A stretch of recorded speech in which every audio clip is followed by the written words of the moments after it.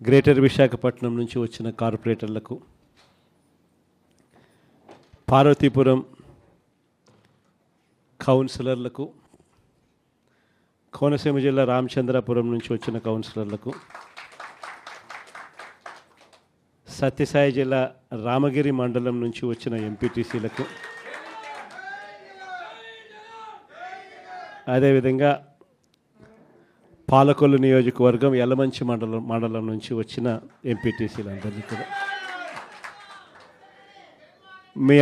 కూడా మీ అందరితో కూడా ఈరోజు సమావేశం కావడం చాలా ఆనందంగా ఉందని చెప్పడానికి సంతోషపడతా ఉన్నా.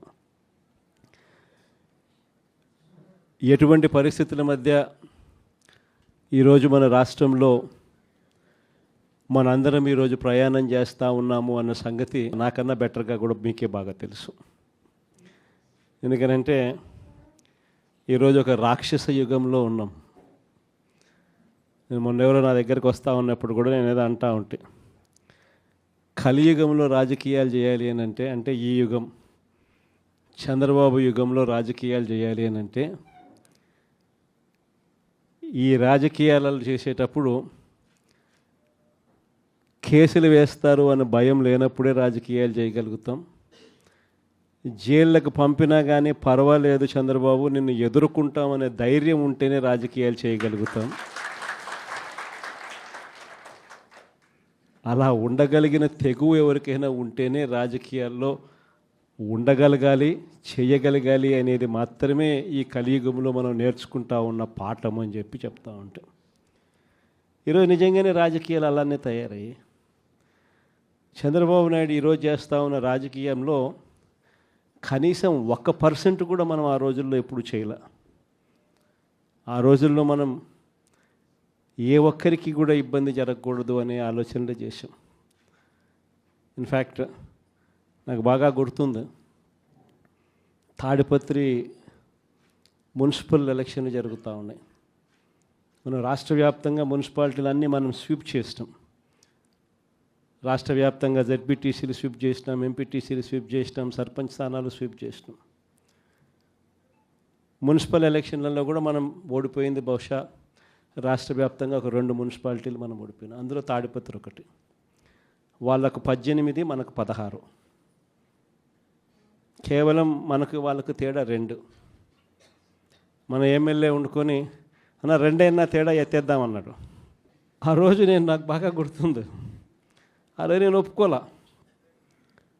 మన ఎమ్మెల్యే అయినని కూడా నేను హౌస్ అరెస్ట్ చేయించిన. మన ఎమ్మెల్యేని నేను హౌస్ అరెస్ట్ చేసి ఎన్నిక జరిపించి తాడిపత్రి మున్సిపాలిటీ సవ్యంగా జరిగించి చివరిగా తెలుగుదేశం 18 వాళ్ళకు, 16 మనకు న్యాయబద్ధంగా ప్రజాస్వామ్యబద్ధంగా ఎన్నిక జరిగింది ఆ రోజు. కానీ ఈరోజు చూస్తే పరిస్థితి ఎలా ఉంది అని చెప్పి ఒకసారి చూస్తే, మనమేమో అప్పట్లో జగనన్నకు చెబుదామని చెప్పి ఒక టెలిఫోన్ నెంబర్ ఇచ్చా. స్పందన అని ఒక ప్రోగ్రాం కూడా పెట్టా. ఎవరికి ఏ ఇబ్బంది వచ్చినా కూడా కులం చూడలా, మతం చూడలా, రాజకీయాలు చూడలా, పార్టీ చూడలా, చివరికి తెలుగుదేశం వానికి కూడా ఏదైనా ఇబ్బంది వచ్చినా కూడా జగనన్నకు చెబుదామని చెప్పి ఫోన్ చేస్తే చాలు, ఎమ్మెల్యేలు అడ్డుకున్నా, ఇంకొకరు అడ్డుకున్నా కూడా జగనన్నకు చెబుదామనే నెంబర్కు ఫోన్ చేస్తే చాలు, వెంటనే స్పందన ఉండేది, వెంటనే పరిష్కరించే పరిస్థితి మన హయాంలో మనం చేసాం. స్పందన అని ఒక ప్రోగ్రాం పెట్టాం. ప్రతి వారము ఆ స్పందన అనే ప్రోగ్రాంలో కలెక్టర్లు ఖచ్చితంగా ఉండేట్టుగా, ఎస్పీలు కరెక్ట్గా ఉండేట్టుగా డేట్ ఇచ్చి ప్రతి వారం రోజు జరిగేట్టుగా చూసుకొని, కలెక్టర్ల దగ్గర నుంచి మొదలైతే ఏ మండలాలలో మండల ఇన్ఛార్జీల వరకు కూడా ఆ స్పందన ప్రోగ్రాంలో పార్టిసిపేట్ చేసే పరిస్థితి. ఎవరికి ఏ సమస్య వచ్చినా కూడా స్పందనలో చెప్తే ఆ సమస్య పరిష్కారం అయ్యేదాకా డైరెక్ట్గా సీఎంఓ పర్సూ చేసి ఎందుకు ఈ సమస్య పరిష్కారం కావడం లేదు అని చెప్పి అడిగే పరిస్థితిలో మన పాలన చేసాం. అత్యధికంగా ఆ పొద్దు సాల్వ్ అయింది తెలుగుదేశం పార్టీకి వాళ్ళకి సంబంధించిన సమస్యలే.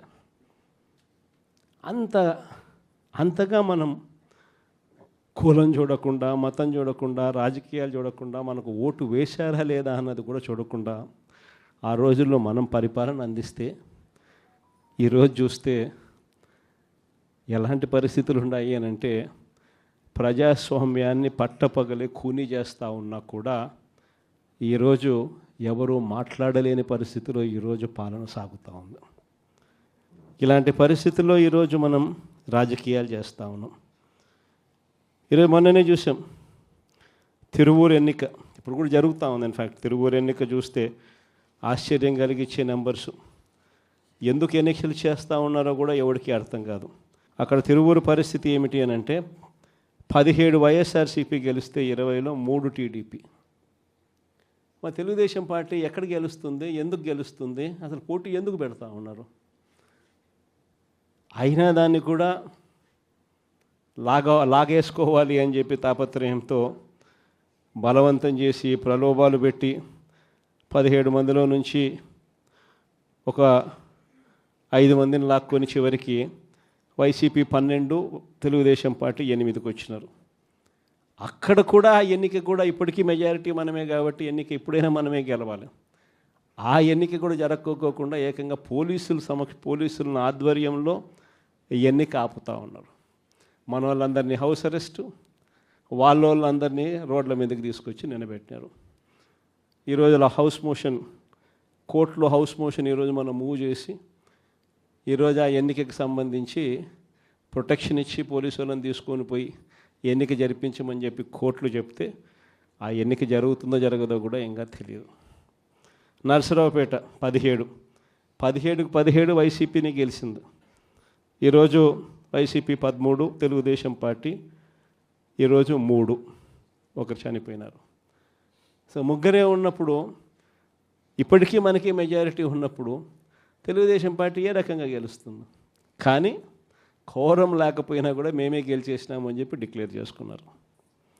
కారంపూడి 14 వైసీపీ, 14 వైసీపీనే గెలిచింది. ఈరోజు ప్రలోభాలు పెట్టి ఇంకొకటి చేసి వైసీపీ 8, తెలుగుదేశం పార్టీ 6.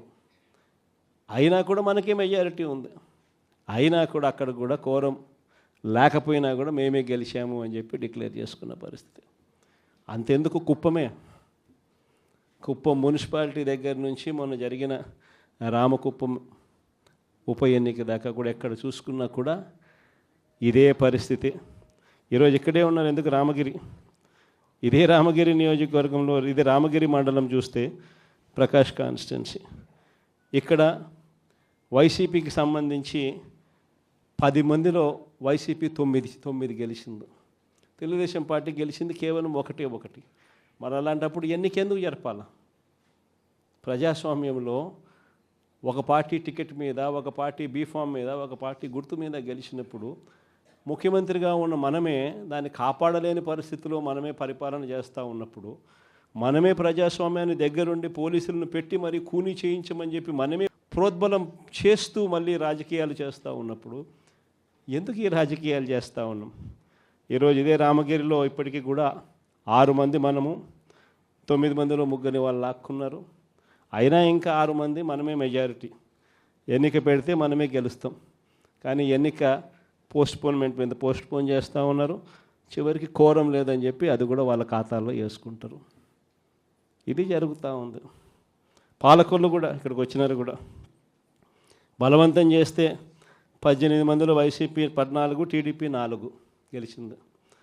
ఒకరిని లాక్కున్నారు ఎంతో కష్టపడితే. మిగతా వాళ్ళందరూ గట్టిగానే ఉన్నారు. అక్కడ కూడా ఇంకా చేయగలిగింది ఏమీ లేక వదిలేసినట్టున్నారు. ప్రజాస్వామ్యం కూనీ అయిపోయిన పరిస్థితుల మధ్య ఈరోజు మనం అంతా కూడా ఈరోజు ఏకమవుతా ఉన్నాం. మామూలుగా ప్రతి ప్రభుత్వానికి కూడా ఒక సంవత్సరం పరిపాలన చేస్తే ప్రభుత్వ వ్యతిరేక ఓటు అనేది అంతో ఇంతో ఉంటుంది. అది మామూలుగా సంవత్సరం పరిపాలన చేసిన పార్టీకి ఈ లెవెల్లో మామూలుగా ఎక్కడైనా ఉంటే, చంద్రబాబు నాయుడు గారి పరిపాలన చేస్తామని తెలుగుదేశం పార్టీకి మాత్రం ఈ సంవత్సర కాలంలోనే ఇక్కడ ఉంది. ప్రభుత్వ వ్యతిరేక ఓటు అనేది ప్రజలు కూడా ఏ స్థాయిలో చంద్రబాబు నాయుడిని ద్వేషించుకుంటా ఉన్న పరిస్థితి ఉంది అని అంటే, ఆ ద్వేషం ఈ స్థాయిలోకి ఇప్పటికే సంవత్సరం కాలంలోనే వచ్చింది. గ్రామాలలో మొట్టమొదట కనపడేది ఏమిటి? ఈ స్థాయి నుంచి పిల్లోళ్ళు మొదలు పెడతారు. ఈ స్థాయి నుంచి పిల్లోళ్ళు మొదలు పెడతారు. చంద్రబాబు నాయుడుని ప్రశ్నించడం, చంద్రబాబు నాయుడు గారి కార్యకర్తలను ప్రశ్నించడం, చంద్రబాబు గారి నాయకులను ప్రశ్నించడం, ఈ స్థాయి నుంచి చిన్నపిల్లలు సైతం మొదలు పెడతారు. నా 15,000 సంగతి ఏమిటి అని ఈ స్థాయి నుంచి పిల్లోళ్ళు మొదలు పెడతారు. ఎన్నికలప్పుడు ఏమని చెప్పాడు? ఇంటింటికి పోయాడు, ఇంటింటికి కరపత్రాలు పంచినారు, ఇంటింటికి బాండ్లు అన్నాడు, ఇంటింటికి పోయి ఏం చెప్పినాడు? ఇంట్లో చిన్నపిల్లలు, మీ ఇదే పాలకొల్లు నుంచి వచ్చిన కార్పొరేటర్లకు అయితే ఇంకా బాగా చక్కగా తెలుసు. ఆ మంత్రి రామానాయుడు అనే ఆ మంత్రి, ఆయన మాట్లాడిన మాటలు వైరల్ అవుతూ ఉంటాయి. ఇప్పుడు ఈ రోజుకి కూడా సోషల్ మీడియాలో ఆయన మాట్లాడిన వీడియో టేపు. ఆయన ఏమన్నాడు? ఇంటింటికి ఆయన పోతాడు, ఆయనతో పాటు కార్యకర్తలు అందరినీ పంపించాడు. అక్కడ పోయినేమంటాడు? చిన్నపిల్లలు కనపడితే నీకు 15,000, నీకు 15,000, నీకు 15,000. అదే ఇంట్లో నుంచి వాళ్ళ అమ్మ బయటకు వచ్చింది, పిల్లల అమ్మ, వాళ్ళ చిన్నమ్మ. వీళ్ళు బయటకు వస్తే వాళ్ళని చూడగానే, వాళ్ళని చూసిన వెంటనే నీకు 18,000, నీకు 18,000, నీకు 18,000 అంటాడు. సంతోషమా అని అంటాడు. మళ్ళా అంతలో ఇంట్లో నుంచి ఈ చిన్నమ్మలు, ఈ అమ్మలు, వాళ్ళ అమ్మలు బయటకు వచ్చినారు. వాళ్ళని చూడగానే నీకు 50 ఏళ్ళ వయసు కదా, మీకు 48,000, నీకు 48,000, నీకు 48,000 అన్న మొదలుపెట్టినాడు. అంతటితో ఆగల. ఇంట్లో నుంచి 20 ఏళ్ళ పిల్లోడు వస్తే ఇట్లా చూసి నీకు 36,000, నీకు 36,000, నీకు 36,000 సంతోషమా అన్నాడు. అంతటితో ఆగల. ఆ ఇంట్లో నుంచి ఒక రైతు బయటకు వచ్చినట్టు కండువా కప్పుకొని, రైతు అని చెప్పి ఎప్పుడైతే చూశాడో నీకు 26,000, నీకు 26,000, నీకు 26,000 అన్న మొదలుపెట్టాడు. ఇలా మనం చెప్పిన దానికన్నా కూడా 3 ఇంతలు 4 ఇంతలు ఎక్కువగా ఇస్తాము అని చెప్పి ప్రతి ఇంటికి కూడా వీళ్ళు చెప్పిన మాటలు వీళ్ళను వెంటాడుతూనే ఉంటాయి. ఏ ఒక్కరింటికి వీళ్ళు వెళ్ళలేని పరిస్థితి రాష్ట్రంలో ఈరోజు నెలకొని ఉంది. ఒకవైపున ఇలాంటి రాజకీయ పరిస్థితులు ఒకవైపున ఉన్నాయి. మాట మీద నిలబడని రాజకీయ నాయకుడు ఈరోజు రాష్ట్రంలో ముఖ్యమంత్రి హోదాలో ఉన్నాడు. మాట ఇస్తే ఆ మాట తప్పడం కోసమే, ఆ మాట అంటే వెన్నుపోటు పొడవడమే అని చెప్పి డెఫినేషన్ ఇస్తూ రాజకీయాలు చేస్తూ ఉన్న వ్యక్తి ఈరోజు ముఖ్యమంత్రి స్థానంలో కూర్చొని ఉన్నాడు. మరోవైపు రాష్ట్రంలో ఏది కూడా పట్టించుకునే పరిస్థితి లేదు. ఈరోజు స్కూళ్ళన్నీ కూడా నిర్వీర్యమైపోయిన పరిస్థితి కనిపిస్తుంది. ఇంగ్లీష్ మీడియం బడులు గాలికి ఎగిరిపోయిన పరిస్థితులు. గోరుముద్ద అన్న పథకం ఈరోజు కనీసం తినడానికి ఇబ్బందికర పరిస్థితుల్లో పిల్లలు ఉన్న పరిస్థితులు ఈరోజు ఆ పథకం వెళ్ళిపోయిన పరిస్థితి. నాడు నేడు పనులు ఆగిపోయిన పరిస్థితులు. పిల్లల చేతుల్లో ట్యాబులు పెట్టి 8వ తరగతికి వచ్చేసరికి చిక్కటి చిరునవ్వుతో పిల్లలు కనిపించే పరిస్థితి ఈరోజు తెరమరుగైపోయింది. అమ్మఒడి అనే పథకంతో పిల్లలను ప్రోత్సహిస్తూ బడులకు పంపించే తల్లులకి ఈరోజు కనీసం పలకరించే పరిస్థితి కూడా లేని పరిస్థితిలో బడులు తయారయ్యాయి. మరోవైపున పేదవాడి వైద్యం గురించి కనీసం ఆలోచన చేసే పరిస్థితిలో కూడా ఈ ప్రభుత్వం లేదు. ఏ పేదవాడికైనా కూడా వైద్యం అవసరమైనప్పుడు ఆ పేదవాడికి ప్రభుత్వం తోడుగా ఉంది అన్న భరోసా ఇవ్వగలగడం ప్రభుత్వ కనీస బాధ్యత. అలాంటిది ఆరోగ్యశ్రీకి ప్రతి నెల కనీసం నెలకు 300 కోట్ల రూపాయలు ఖర్చు అవుతుంది. ఈ ప్రభుత్వం వచ్చి 12 నెలలు. ఆరోగ్యశ్రీ బిల్లులు ఇప్పటికే 3,600 కోట్లు దాటాయి. ఆరోగ్యశ్రీ బిల్లులు ఇవ్వడంలో ఆరోగ్య ఆసరా గురించి పట్టించుకునే పరిస్థితి లేదు. ఆరోగ్యశ్రీ బిల్లులు ఇవ్వక, ఆరోగ్య ఆసరా గురించి పట్టించుకోక, ఈరోజు ఏ పేదవాడైనా కూడా వైద్యం కోసం ఏదైనా హాస్పిటల్కి పోతే ఆ హాస్పిటల్లో ఈరోజు డాక్టర్లు పేదవాడికి వైద్యం అందించే పరిస్థితిలో లేరు. డబ్బులు కడితేనే వైద్యం అందిస్తాము అని చెప్పి ఈరోజు పేదవాడిని డబ్బులు కడితే తప్ప వైద్యం అందని పరిస్థితిలోకి అప్పుల పాలు చేస్తూ ఉన్న పరిస్థితి ఈరోజు రాష్ట్రంలో. ఏ రైతుకు కూడా ఈరోజు గిట్టుబాటు ధర రావడంలా, ఏ పంటకు ఈరోజు గిట్టుబాటు ధర రావడంలా. మళ్ళీ దళారీల వ్యవస్థ వచ్చేసింది. ఆర్బీకే వ్యవస్థ కుప్పకూలిపోయింది. ఈ క్రాపింగ్ గాలికి ఎగిరిపోయింది. ఉచిత పంటల బీమా కంటికి కనపడకుండా తెరమరుగైపోయింది. పంటలు ఏదైనా వరదలు వచ్చినా, నష్టం వచ్చినా వెంటనే సీజన్ ముగిసేలోగానే ఆదుకునే ఇన్పుట్ సబ్సిడీ కార్యక్రమం సీజన్లు ముగుస్తూ ఉన్నా కూడా పట్టించుకోలేని పరిస్థితి. రైతు పరిస్థితి ఈరోజు అగమ్య గోచరంగా కనిపిస్తూ ఉంది.